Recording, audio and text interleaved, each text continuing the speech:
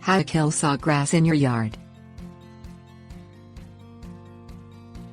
Sawgrass is a tall, thick form of grass that typically sprouts in well-watered areas. It needs more nutrients because of its size, so it can overwhelm other grass and nearby plants. To preserve your yard and keep it looking its best, get rid of the sawgrass. Things you will need: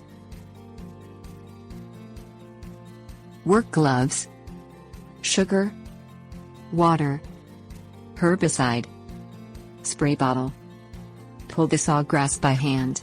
Avoid mowing it for a while. This gives you more to grab and makes removal easier. Dig up any root systems that might have broken off while removing the grass, or it could sprout again. Spray the infested area with a grass killer. Keep the spray contained to sawgrass as much as possible. Other grass can be reseeded. Create a mixture of equal parts water and sugar in the spray bottle. Do not use salt. Although salt kills plants, it can make the land unusable for future grass. Sugar kills grass but does not keep the land from supporting future crops. Spray the mixture on the sawgrass. Allow the grass to dry out, then remove it once it is shriveled and died.